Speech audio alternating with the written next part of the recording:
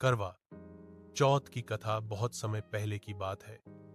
एक साहूकार के 7 बेटे और उनकी एक बहन करवाती। सभी सातों भाई अपनी बहन से बहुत प्यार करते, यहां तक कि वह पहले उसे खाना खिलाते और बाद में स्वयं खाते। एक बार उनकी बहन ससुराल से मायके आई हुई थी। शाम को भाई जब अपना व्यापार व्यवसाय बंद करके घर आए तो देखा कि उनकी बहन बहुत व्याकुल थी। सभी भाई खाना खाने बैठे और अपनी बहन से भी खाने का आग्रह करने लगे, लेकिन बहन ने बताया कि उसका आज करवा चौथ का निर्जल व्रत है और वह खाना सिर्फ चंद्रमा को देखकर उसे अर्थ देकर ही खा सकती है, क्योंकि चंद्रमा अभी तक नहीं निकाला है, इसलिए वह भूख प्यास से व्याकुल हो उठी है।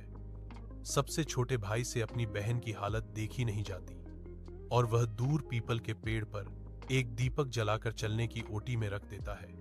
दूर से देखने पर ऐसा प्रतीत होता है कि जैसे चतुर्थी का चंद उदित हो रहा हूं। इसके बाद भाई अपनी बहन को बताता है कि चंद निकल आया है, तुम उसे अर्घ देने के बाद भोजन कर सकती हो। बहन खुशी के मारे सिधियौन पर छाद कर चंद को देखती है, उसे अर्घ देकर खाना खाने बैठ जाती है। वह पहला टुकड़ा मुंह में डालती है तो उसे छींक ए जाती है, दूसरा टुकड़ा डालती है तो उसमें इन बाल निकल आता है, और जैसे ही तीसरा टुकड़ा मुंह में डालने की कोशिश करती है तो उसके पति की मृत्यु का समाचार उसे मिलता है। वह बौखला जाती है।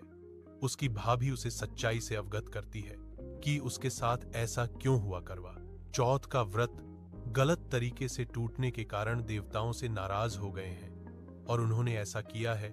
सच्चाई जाने के बाद करवा निश्चय करती है कि वह अपने पति का अंतिम संस्कार नहीं होने देगी और अपने साटी टीवी से अनहन पुनर्जीवन दिलाकर रहेगी। वह पूरे 1 साल तक अपने पति के शव का उसकी देखभाल करती है। उसके ऊपर उगने वाली सुईनुमा घास को वह एकत्रित करती जाती है। 1 साल बाद फिर करवा चौथ का दिन आता है। उसकी सभी भाभियन करवा चौथ का व्रत रखती है। जब भाभियन उसे आशीर्वाद लेने आती है तो वह प्रत्येक भाभी से यह सुई ले लो, प्रिया सुई दे दो, मुझे भी अपनी जैसी सुहागिन बना दो, ऐसा आग्रह करती है। लेकिन हर बार भाभी उसे अगली भाभी से आग्रह करने का कहकर चली जाती है। इस प्रकार जब 6 नंबर की भाभी आती है तो करवा उससे भी यही बात दोहराती है।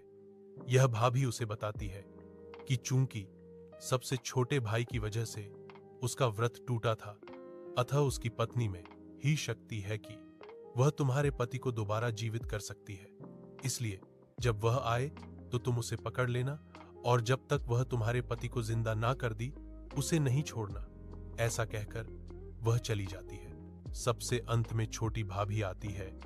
करवा उनसे भी सुहागिन बनने का आग्रह करती है, लेकिन वह टाल मटोली करने लगती है। इसे देख करवा उन्हें जोर से पकड़ लेती है और अपने सुहाग को जिंदा करने के लिए कहती है। भाभी उससे छुड़ाने के लिए नौकती है, कसूती है, लेकिन करवा नहीं छोड़ती है।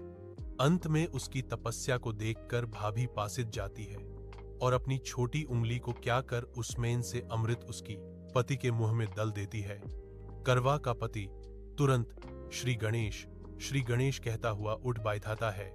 इस प्रकार प्रभु कृपा से उसकी छोटी भाभी के माध्यम से करवा को अपना सुहाग वापस मिल जाता है।